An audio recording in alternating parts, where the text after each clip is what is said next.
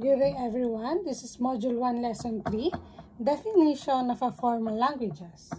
So formal languages is a collection of strings made up of symbols where each string follows specific rules. These rules tells us which strings are allowed and which are not. So dito may susundan na tayo ng rules. For example, let's create a simple state machine for the formal languages where strings must start with A. For example is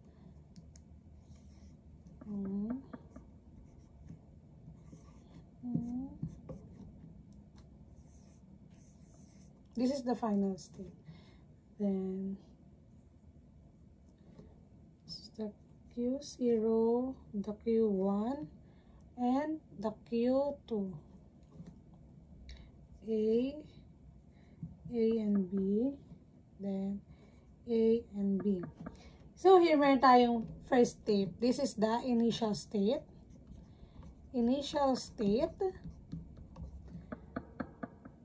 Q1 is the state after reading A. State after reading A. Kasi nga, ito yung initial state natin or our start. Nandito siya sa A. Then, this is the accepting stage. Accepting state. So, this is the final states. So, dapat yung transition niya is Q0 to Q1 or input A, then Q1 to Q1 or input A or B. For example, transition. So, pwede siya mag-transition ng A, then A. So, from Q0 to Q1 is equal to A, then Q1 to Q1, Q1 to Q1,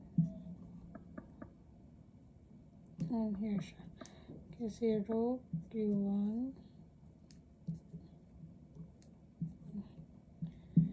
pwede siyang, you can input A or B.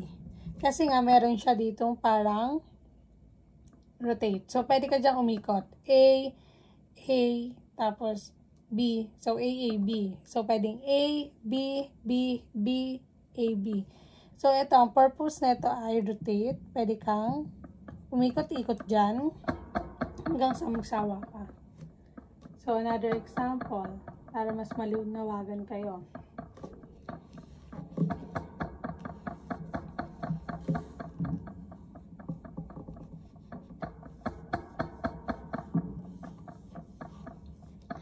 So, kunyari, meron tayong string. Wait lang.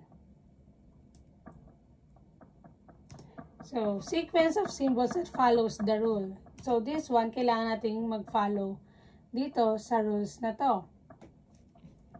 So, pwede siyang, while using this, pwedeng makakabuo ka ng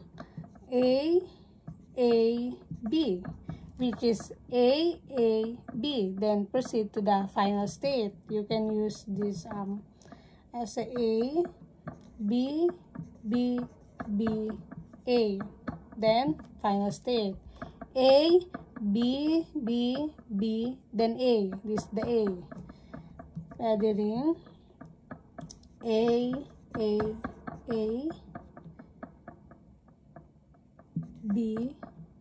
A. Ayan.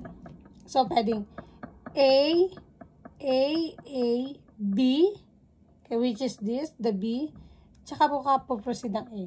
So, ang rules na sinusunod mo dito ay dapat lagi ka nagsisimula sa A, which is the initial state. Siya yung nasa unahan. So, kailangan siya yung laging nasa unahan dito sa part na to kapag gagawa ka na ng set of symbols, kailangan nagka-follow ka ng rules. So, ang valid strings dyan ay ito.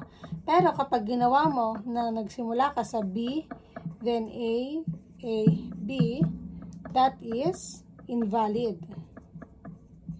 Kasi nga, ang rules na sinusunod mo ay kailangan lagi kang nag-i-start sa A, which is the initial state or the start state. So, B, wala namang B wala namang B dito.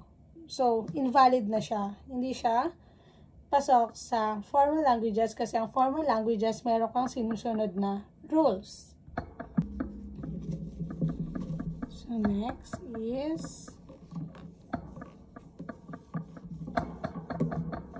how about the language of balance parentheses? So, iba-balance mo lang yung parentheses. So, this is the example. Balance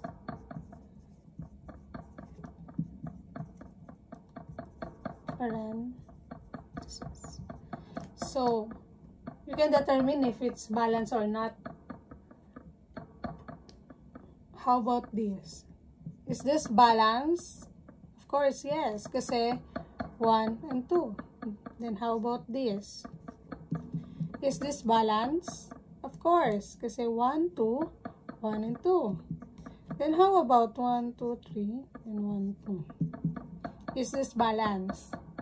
Of course not. Kasi 1, 2, 3, yung paloob, then yung pang-close niya ay 1, 2 lang. So, walang kapartner yung isa. So, that is unbalanced parentheses.